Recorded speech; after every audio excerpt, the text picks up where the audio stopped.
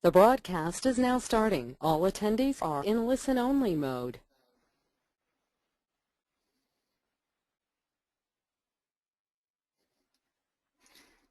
Hello everyone, thanks for joining us today. We'll be starting the webinar in 1 minute.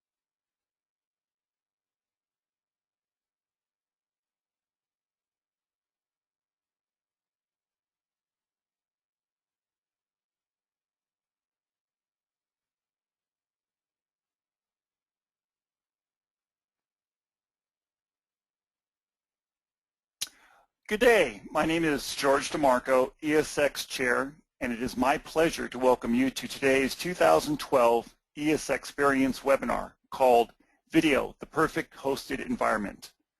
We have a great event today sponsored by iViewNow featuring Larry Folsom of American Video and Security and John Sarasulo of ADS Security. Today's webinar is being recorded and will be available for viewing this week on ESXweb.com.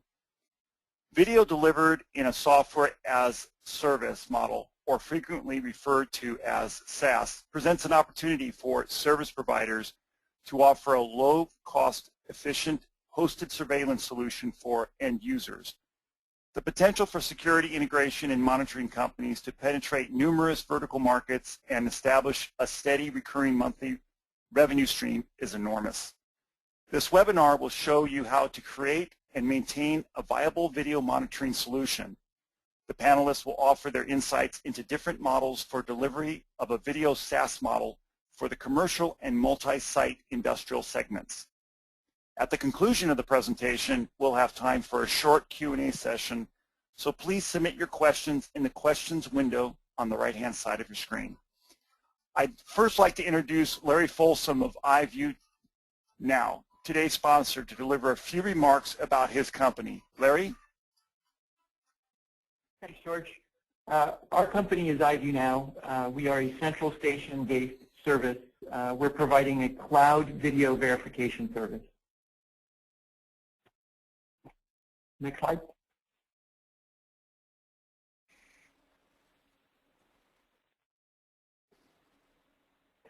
Thanks. So what I wanted to talk about is just a couple of slides, one of which is how it works, what's required to make the functionality. From a hardware standpoint, it's just off-the-shelf stuff. Off-the-shelf control panel. We're compatible with Honeywell, DMC, GE, just about anything that makes a relay, needs a relay. And then off-the-shelf DVRs. Our current integrations are with Hikvision, Digital Watchdog, Video IQ, Axis cameras. We're actually an Axis application development partner. OpenEye, 3X Logic, and then brackets. What we've got is some stuff that's in our roadmap that we're working on currently. We're working with bringing VideoFied in, Pico, EverFocus. Those should happen by the end of this month, actually. The important thing to say at the conclusion of the slide is that there is no proprietary hardware. This is just about using the same stuff you use on the installs you're doing today. So how it works. We'll start with the consumer side, and then we'll talk about the central station side. But on the consumer side, your end user, the end user, in the event of an alarm, receives a text. That text has a link in it, and they can click on the link, view the cameras in their facility.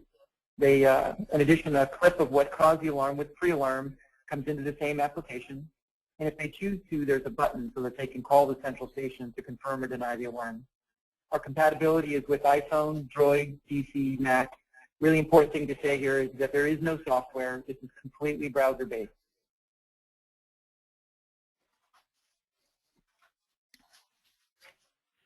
And at the central station, the functionality is that the operator receives the alarm in the automation in a traditional way.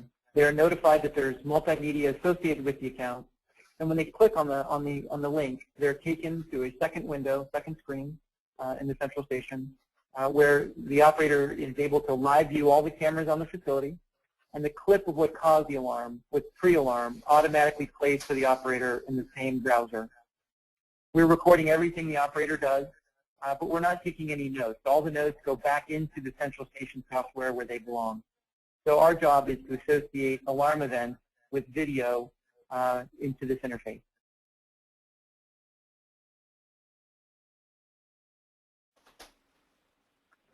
And George, that's iView Now. Great, Larry. Thank you. And thanks to iView Now for sponsoring today's webinar. And as a reminder, after both presentations are concluded, we encourage you to ask questions. So just go to the questions window on the right-hand side of your screen. Okay, let's bring in John Sarasulo of ESX 2012 All-Star Host Company ADS Security for the presentation. John, let's take it away. Thank you, George. It's a pleasure to be with everybody today. Thanks to all of you for joining us. I'm going to give you a bit of a preview of the presentation that we'll be doing at ESX here in Nashville. And my goal here is going to be to share with everybody our journey that we took and what I call the business case for managed video. And my choice of this graphic on the front slide is to give you a sense of what I'm going to talk about, and that is turning the journey that we went to turn our video customers into customers that provided us with a constant stream of recurring revenue. And I'll start with kind of where we began the journey, and that's on the next slide, and that's our traditional video business. This was back in 2010 when we started, and our traditional video business was probably somewhat similar to what most dealers have. We thought it was a very good business at the time. We thought our volumes were good, and we thought we were delivering decent profit margins. But in retrospect, after we saw the improvements that we made financially when we shifted to adding this different business model, we realized that in some cases we were kind of spinning a wheel, as you see in the graphic here, but it really wasn't until we saw the progress that we could make with this new service that we realized how far we had to go.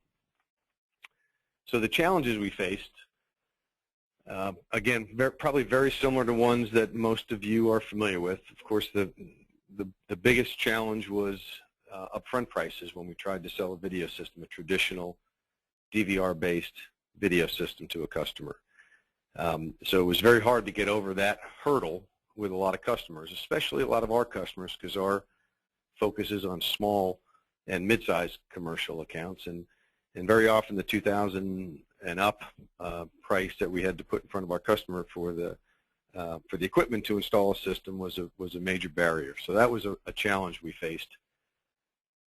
Another challenge was the ongoing maintenance and support costs, and we were not very successful at getting our customers onto service plans. There was a lot of resistance to doing that.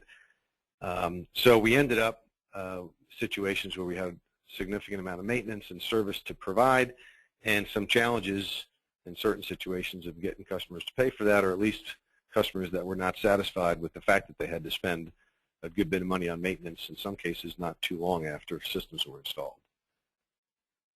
Additionally, we had the challenges of carrying inventory. DVRs are pricey, although the prices have come down. They're still pretty pricey items. And an organization like ours in particular, with 14 branches across the Southeast, we had quite a bit of inventory that we carried to support these projects. Also a good bit of technician and sales training. DVRs can be pretty complicated items, and it required constant training and retraining of our staff, and also quite a good bit of customer training. And then in addition to those challenges, our customers faced additional challenges, and that is things like theft or damage of DVRs during incidents, problems with DVRs not working, difficulties pulling video off the DVR, and all the kind of historical challenges of working with DVR. So that's kind of a sense of where we started the journey, and it was, again, in 2010 when we decided, hey, let's take a look at a new way of approaching video projects. And we landed on what is commonly today called a managed services model, and that is to transition these projects from ones where we received a pile of cash up front and then waited for the customer to call when something went wrong, to a service where we received some money up front, got a continuing stream of recurring revenue, and continually engaged with the customer in providing them a service that that they appreciated, that they felt good about, and that allowed us to kind of stay very closely in touch with these customers. So again, we launched that in 2010. And the next slide, just to give you a little bit of an idea of how we executed it. We're a member of the Security Network of America. If you're not familiar with it, it's an organization that's about 20 years old, in the neighborhood of 30 companies, all that have UL-listed central stations, and it's an organization where we share knowledge and resources and buying power. And the leadership of this organization, or this network of companies, decided, hey, let's try to deliver a service to our member companies that will allow them to execute what it is we're talking about here, converting these video projects into recurring revenue. And they selected OzVision as their partner, and purchased servers and put the servers in a data center, and it's essentially one data center that supports all the companies in SNA, and SNA handles the maintenance and operations. So that's just a little bit of the back office stuff. So I think the real point is we didn't have to do anything in our central station in our case. And this is one way of going about it. Of course, there's plenty of vendors that offer different kind of solutions to handle the back office and operations side of this, but that just gives you a little bit of a sense of how we pulled it off. The service that we're providing is not video verification. So the service that we provide doesn't require any involvement from our central station. We provide storage of video and a viewing platform. Our customers have the ability 24/7 to go on any kind of networked device and pull up current video, see video live, or see history. We store up to 6 months for customers. And the service also allows for event notification through either video motion or through hardwired sensors that will take events and communicate events to customers. So we call it, or it's often referred to as a managed or a hosted DVR service. There's no DVR in the customer's location. Cameras are simply connected to a network interface device that gets connected to the internet. The video from the cameras is streamed off-site, stored on these servers that we have. And then we provide ongoing service to customers for things like changing authority levels and helping customers in some cases burn video to drives or adjusting the analytics. But it gives us a chance to stay in touch with those customers and show them value for the monthly recurring revenue that they're paying for. So it's a relatively low price up front and a decent recurring revenue that we collect each month from these customers. We currently have about somewhat over 400 customers that are on the service, and we're very pleased. Our attrition rate is in the mid-single digits, so we have a very good attrition rate over the last 2+ years for customers on the service. We refer to this kind of internally as managed video for the masses, and the reason we describe it that way, we call it ADS Remote View, by the way. So that's kind of our logo for the service. We branded it for ADS. We call it managed video service for the masses because our goal here is to bring what is a pretty high level of technology to customers that don't often have the opportunity to access that kind of technology. So our target market for this is small to mid-sized commercial customers, and in many cases they have not been shown video services that differ much from the traditional services. So when we do show them the service, we get what we think is some really good interest in it and support for it, again, because it's something that that they generally don't see from their other vendors. So that's kind of a quick snapshot of our ADS remote view service. Larry and I will be in the presentation at ESX in June in Nashville, and I'll go into a little more detail. Some of the additional things that I'll cover in that presentation will be our marketing plan, a little bit more detail around the kind of commercial customers that we targeted, and how we went about targeting those. A little bit more detail of our sales results. A very important component of this for us was changes to our commission model, because that's critical, at least it was for us, to get our sales team motivated to sell a little bit of a different service, one that they weren't used to. Some of the sales support tools that we developed to help our sales team sell the product, and then a little bit on some of the operational challenges that we faced. I went into a little bit of detail today on how it's executed, but I'll talk a little bit more about some of the challenges as we introduced it. So that'll be here in Nashville at ESX. We are, as George mentioned, the host company. We're very excited to do that, and look forward to having as many of you as you can come to Nashville to join us. It'll be a good time, and I know there's some great stuff that you'll learn while you're here. So that's kind of our high-level business model overview, and I'll turn it back to Larry, and he'll talk a little bit about his products. Thanks, John. So I've got two hats in this conversation. One is I'm the president of iView now, but I'm also the president of an alarm company in Las Vegas. And how I found myself in both places was I was trying to find a solution to verification. Being in Las Vegas, for 12 years we've had non-response, and I couldn't find an answer.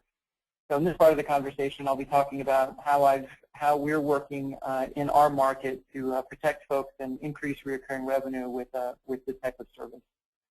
So we're going to talk about some vocabulary, and I'm going to talk a little bit about why I think verification is important and how it relates to our businesses in our different markets. And then I'm just going to touch upon a camera package that we're using to go to market. And to reiterate what John said, at the ESX, we're going to go into depth more into how our company is marketing this, how it impacted our sales team, and what the installation requirements were in order to accomplish this. Next slide.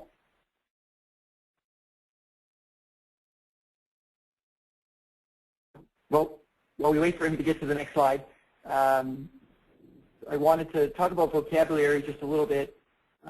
Jason, are you there? Thanks, Dan.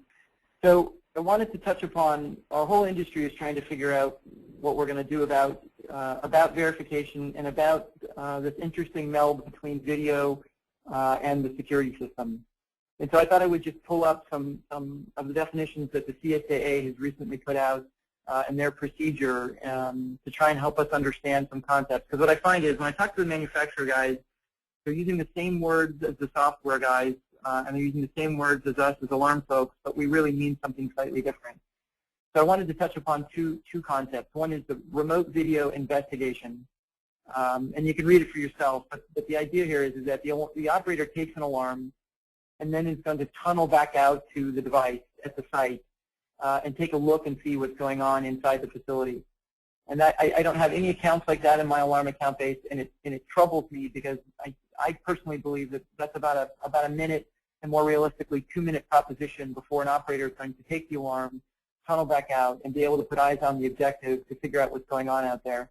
And I don't sell it, and it troubles me because I'm not quite sure what the client's going to think they're much safer than I believe that they are. The other concept that they've written some language around is video alarm verification. So video alarm verification is the pairing of the video data with an alarm event. And they've also set a standard for, how long can it be between the alarm event and the video.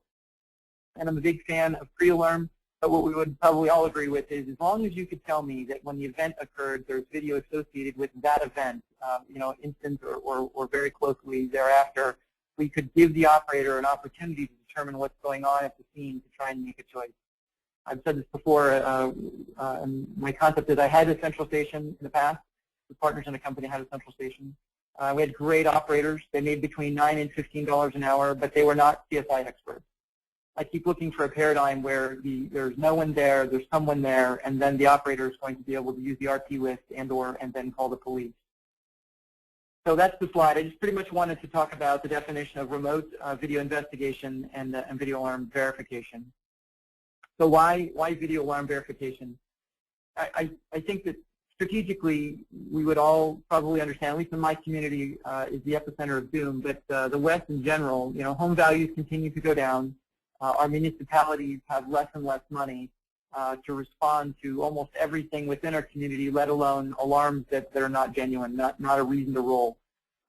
San Jose, I think honestly, is the tip of the iceberg here. I think that's a large municipality that's getting attention. But in Las Vegas, again, for over 12 years, we've had non-response.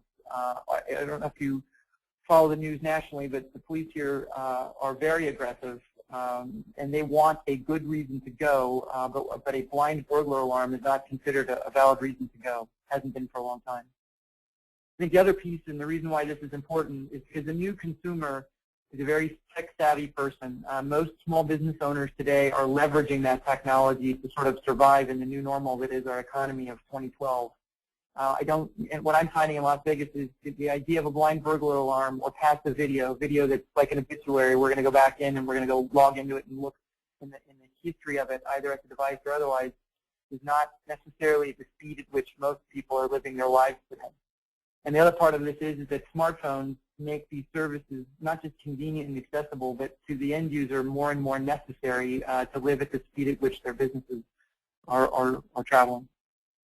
I think for me, anyway, what I believe is there's never really been a better time to be an alarm company because of all these additional services that we can offer. Being able to upgrade the clients, either existing storage devices or being able to send the video off-site, all of which are viable and valuable solutions, doesn't exist. And being able to upsell that to the client, this convenience, this accessibility, is just a tremendous opportunity. I realize in the not-so-distant past, we were all worried about phone lines. I don't sell phone lines anymore. Anything I'm selling, but more importantly, this isn't just an alternative to the phone line. This is a way to bring the security and the video together in an upsell with a piece of equipment that we get to make money on, as well as make the client safer and bring convenience. The last piece on the slide is I think this is gravitational, and I think it's inevitable that more and more municipalities with a lack of revenue are going to force this back onto our industry and the end user to validate their alarms.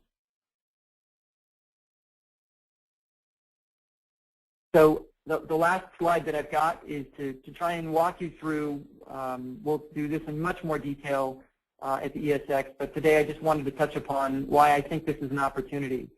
So as we've got commercial guys in my alarm company, and we've got retail residential guys as well. And the large system guys are able to add this verification service on pretty naturally. So we needed to find a way, very similar to John's concern in terms of the price point in small systems. Traditionally, I would have sold a 3-camera package for about $2,000, and our alarm package in Las Vegas, with my company, is about $275 for 311, 3 openings, a motion, and a fob, and $48 a month. And for that, the client gets an interactive service as well as a cellular signal. So we tried to look at then upselling the $2,000 to the camera system. Now, traditionally, we've used the surveillance side of that $2,000 surveillance system to fund the organic recurring revenue. And I kept looking at those saying, I already installed security, and I'm already installing surveillance.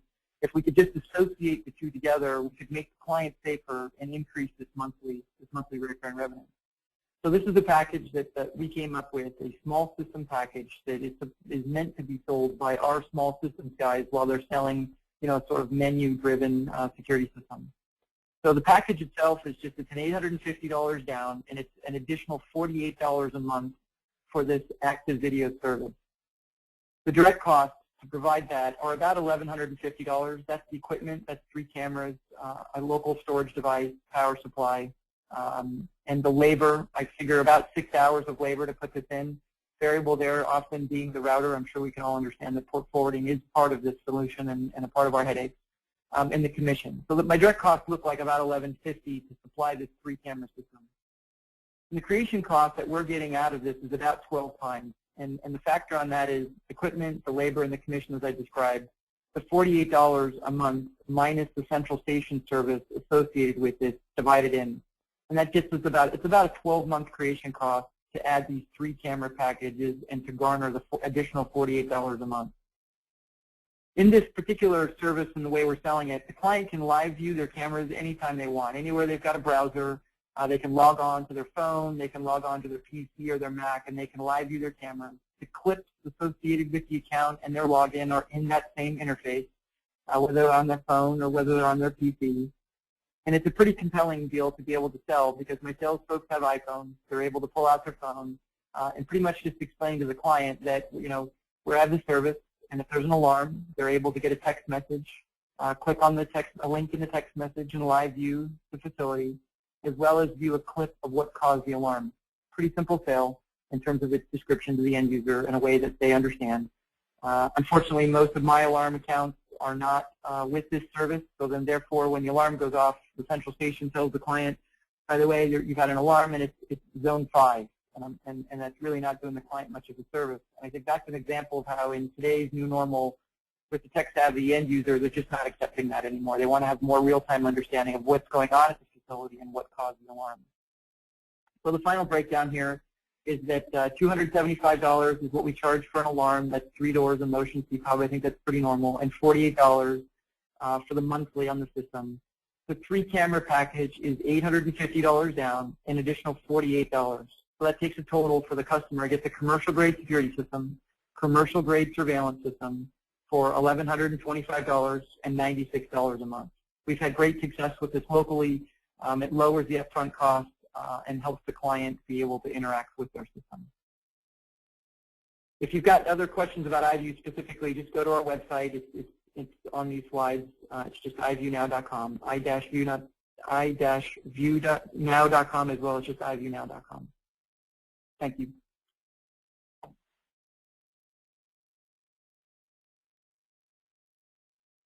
Back to you, George. Great. John, Larry. Oh, great. John, Larry, thank you very much for your presentations. And now we're going to be doing a little question and answer. So I'm going to start it off here with the first question, and this is directed to Larry. Regarding your service, is this just a verification, or is it more? It's more from the standpoint that clearly I think verification is important.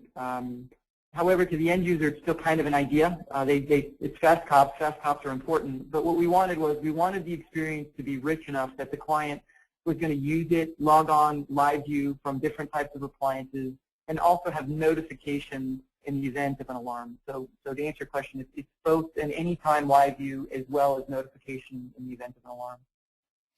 And a follow-up question to that is, I know that a lot of people use third-party monitoring stations.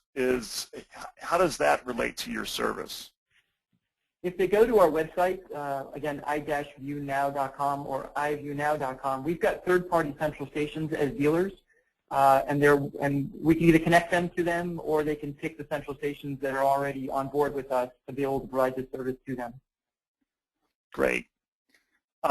You know, at the last conference that was held at ISC in Las Vegas, the opening session was on technology for the future, and the hottest item out there was video and hosted video. So this is a very timely session that we're having today. And that brings me to the next question for John. John, you've stated that your attrition rate is low for this type of service.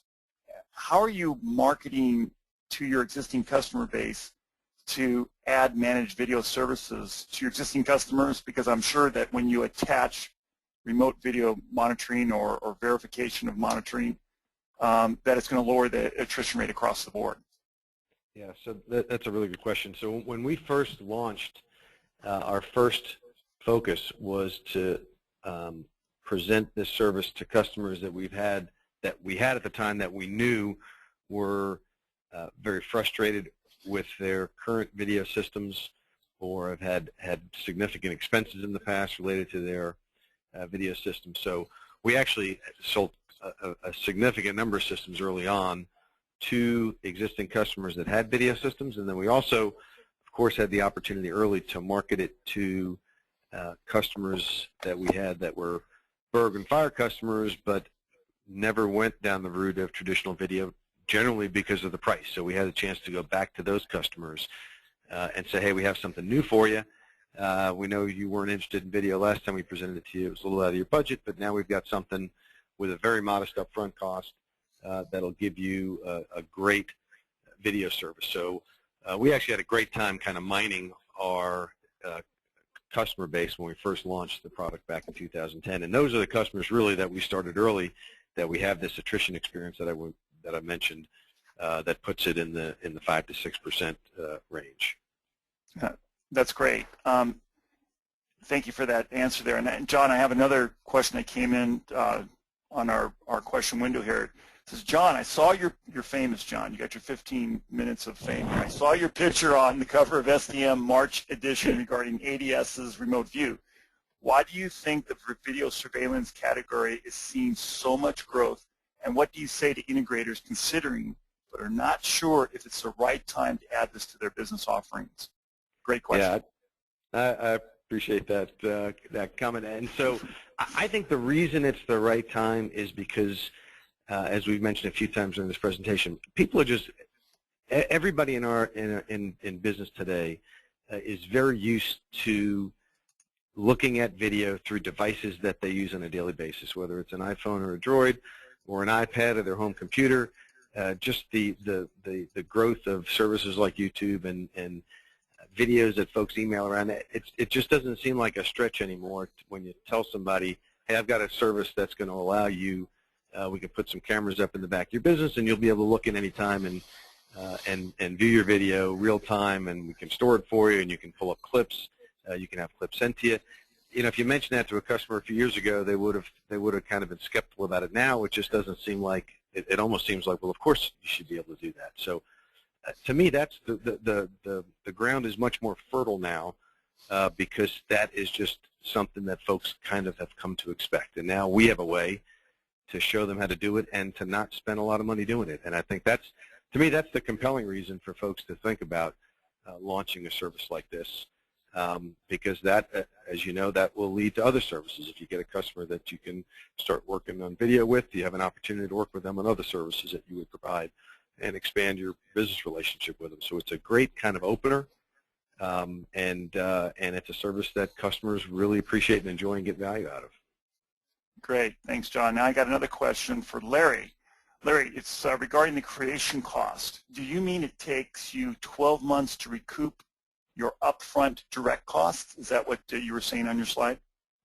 That's right, direct cost. That wouldn't be with other overheads, but that's the direct cost. Yes, sir.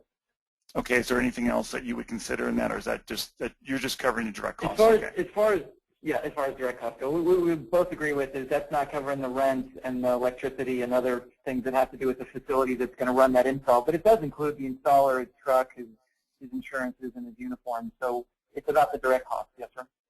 Okay, and also, Larry, another question. Does iView integrate with automation software, or does it have its own platform? We actually automate, we're integrated with central station softwares, Stages, Bold, MicroKey, and we actually get pre-alarm into SureView as well. So we think our job is to augment those UL-listed central station softwares. Traditionally, they haven't done a great job with video. And we think our job is to bring the link, bring the video to the operator and the end user and those integrations. So we integrate the central station softwares. So, but is there any one particular automation software, or do you integrate with all automation software? It's not all. The integration has to be written. The current ones are Stages, Bold, MicroKey, and SureView. We can actually get pre-alarm into SureView. On our short radar is MAS. MAS should be done in the next couple months. Okay, great. Thank you.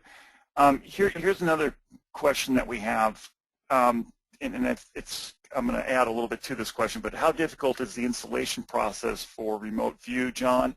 But also, let's add to that. Does your company have dedicated IT professionals, or do you outsource that? So I want to, if you can answer the question about the installation process, maybe even what kind of training you're doing in-house, but how are you handling the IT portion of it too? Yeah, the beauty of this system, our remote view system, is it is amazingly easy to install. Of course, you have to install cameras, but then you simply cable those cameras to this little device. It looks like a modem or something along those lines. You connect the cameras to this device. That device gets connected to the internet, and it really didn't require any training to speak of for our technicians, other than just some brief explanation and understanding of how the system works. Of course, we invested in training our folks about the system, but it's almost a no-brainer on the installation side. And for that reason, we don't have any an IT staff here, and we don't outsource it. And that's not our model. We're not a big integrator, so we don't have those kind of resources. So that is why this service was such a good fit for us, because it didn't require us to hire any new employees, to bring in any new expertise. It's kind of plug and play, and other than the management, once customers get online, there's a little bit of work to do to make sure it's set up correctly and deal with kind of initial issues of customers using the viewing platform and things like that. It really requires very little additional support. Got you. Larry, here's a question for you. I think it's maybe for both of you, but the 6 months video storage you mentioned, I assume this is clips only. Can you comment on that, Larry? Actually, ours is, I think that was John that had the 6 month storage on his I'm screen sorry, side. okay. On our side, that's okay. On our side, we're storing the event clips that the central station has access to for 12 months to UL. So those are clips So John, only, is that correct? Is that clips that's only right, then? clips only. Yep, For clips 12 only. months. We're 12 only months. moving clips off-site, but the local storage from the DVR or the NVR, we're not trying to replace the NVR or the DVR. We're just moving clips in the event of an alarm event. Now, if someone came in and took the DVR or the NVR, that clip would already be gone. Yes, sir, we're only storing clips. We're storing them to the central station for 12 months. Great. John, do you have any comment on that? Yeah, sure. So we can store up to 6 months, and that is full video. So this device, this network device, is compressing the video, sending it off-site to our servers, and we can store up to 6 months full video. We generally don't do that. We offer, of course, that's a little more expensive because it requires more storage. So our typical is probably 1 month's worth of storage, but the customer has the option of paying a little bit more and storing that full video for up to 6 months. Great.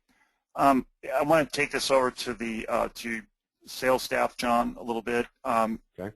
From the salesperson's perspective, sales staff, how do they embrace this, and how did you come up with a different commission plan? Are you paying them for the monthly residual, or are you just paying a flat commission? How are you handling that?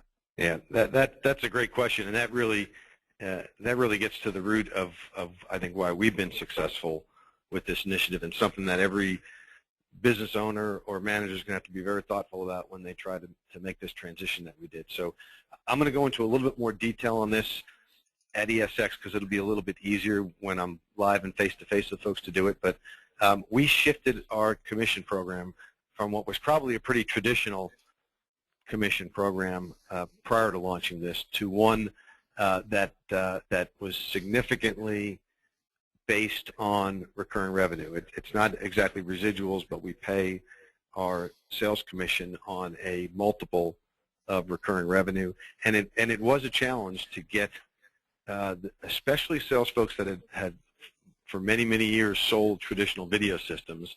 It was a challenge to get them to embrace this new service. Interestingly enough, in some cases, we had better success with newer salespeople who didn't have a history of selling traditional video systems, and who this was kind of their first step into selling video. And in some cases, those folks actually got off to a faster start than some of our more experienced traditional commercial sales folks. But it's all about, and whoever asked that question has got the right idea. It's all about making sure you're aligning the incentives for your sales team with the incentives of the company. And this, what we found was that this service drove a lot more value to us in terms of the value of the recurring revenue. And so in step with that, we offered our sales team a higher commission for selling this product than they would have gotten for a traditional video service. Thank you. Now I just want to turn over a little bit over to the end user perspective. Are they embracing your services for more than just security? Are you finding applications that are out there that are more than just security applications?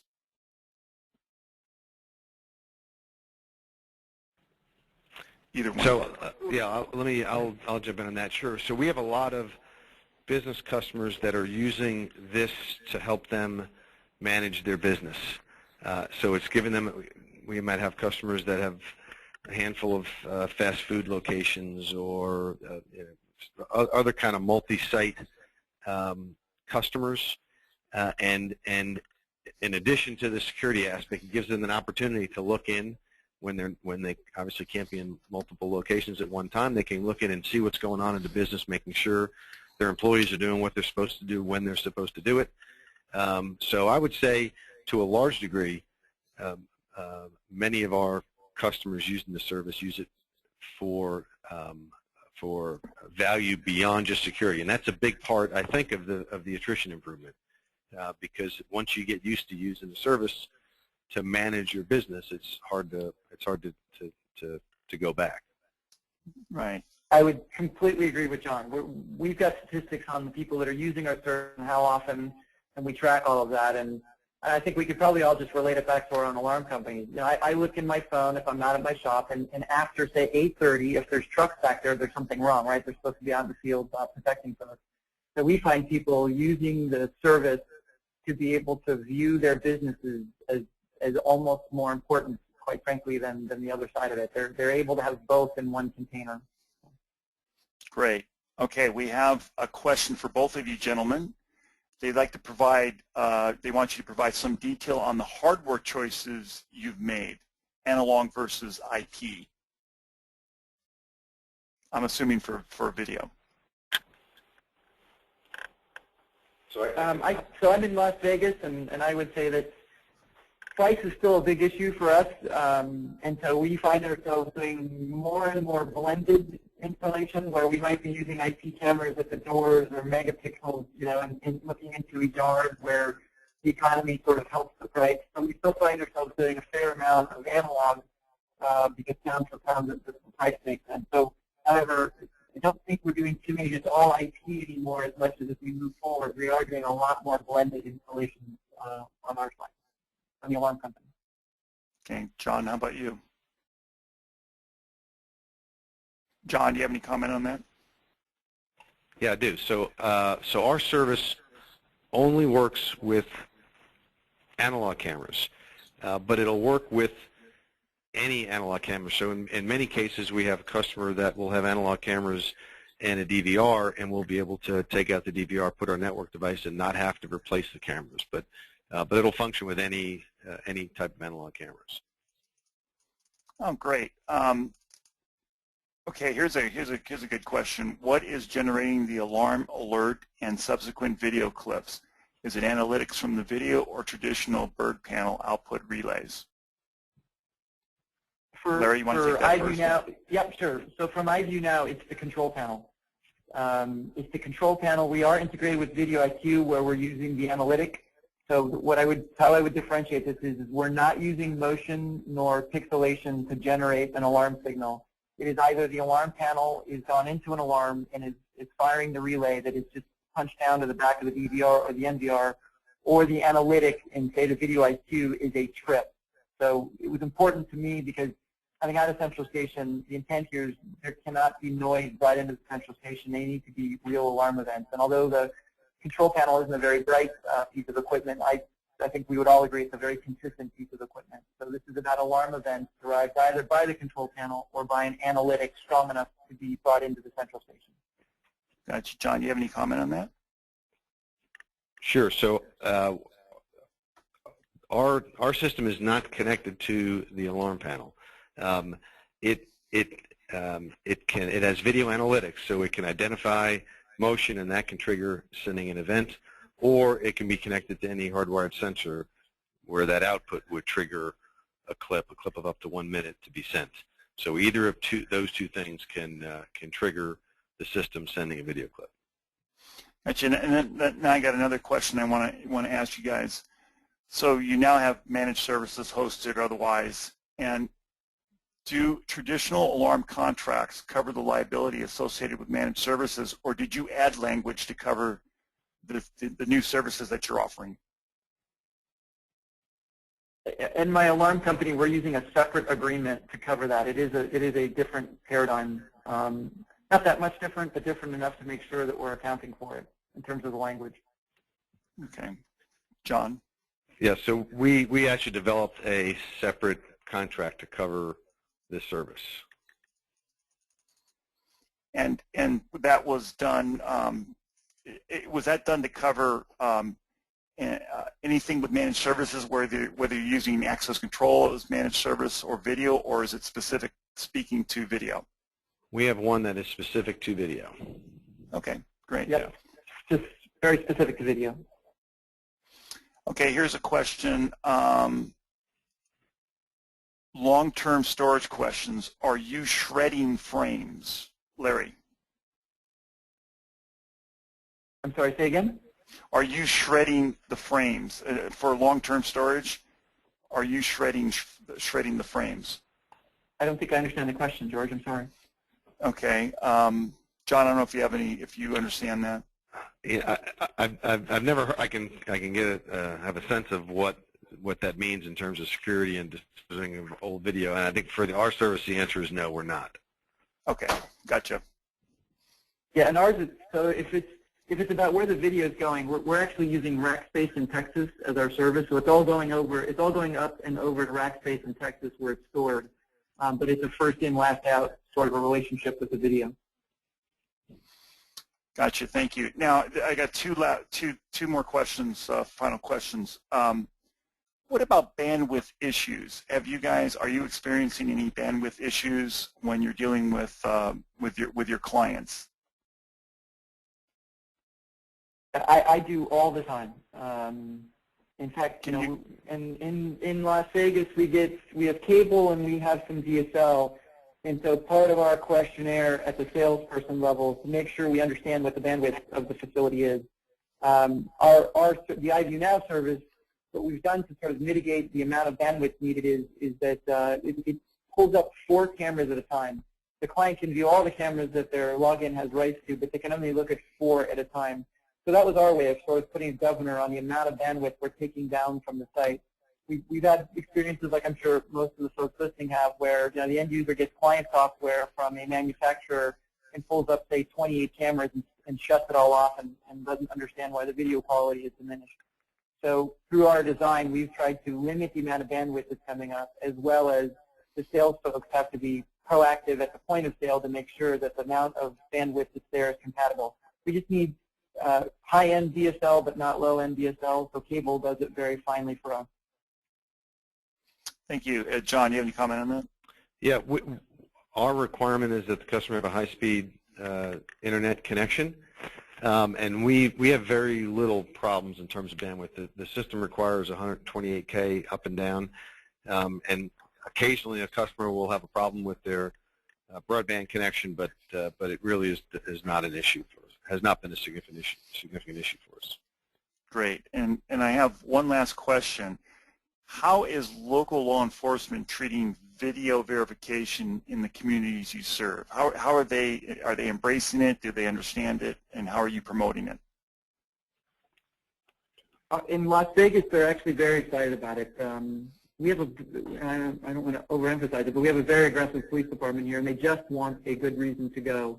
I happen to be on the board of directors for Crime Stoppers for the state of Nevada, and having had these discussions about the service and trying to understand their perspective as law enforcement. And again, whether it's two-way voice or video, I think most all of the law enforcement, at least in our community, they really want to go, but they got to have a good reason to go. But video they think is among the best reasons to go. What they'd like, quite frankly, is to be able to look at the video that would be with their ultimate end state. And I think as an industry, we probably see that somewhere down the road. Great, John. So, George, I really don't have an answer for that question. Our service is not a video verification service, so our central station operators never see this video. We're merely providing this viewing and storage platform to customers. So we don't do video verification, so I don't really have any good insights into law enforcement and the areas working in their thoughts on verification. Well, thank you, John, and thank you, Larry. My comment is this webinar produced the greatest amount of questions from our attendees, and we really appreciate these great questions. So, thank you, John and Larry, for your wonderful insights, and we look forward to learning more about hosted video. So you can attend the full-length seminar at ESX 2012 with John and Larry on Wednesday, June 27th at 10:45 a.m. Early bird pricing is $59 for association members and $109 for non-members. Speaking of early... Go ahead. Oh, sorry, John, go ahead. No, yeah, speaking of early bird pricing, it's time to lock in your registration and savings for ESX 2012 in Nashville, Tennessee. As soon as this webinar is complete, please head to ESXweb.com and register for this year's event. The recording of this webinar will be made available soon on ESXweb.com, so if you'd like to review it, you can go there and check it out. Larry, do you have a comment? Yeah, I'm sorry. If anyone's interested in seeing our service, they can come to our website and they can set up a demo, and we can do a webinar demo of our product anytime they'd like. Great. So I wish to thank everybody again for attending, and we look forward to seeing you and your team at ESX 2012, June 26th through the 29th in Nashville. This concludes the webinar. Thank you.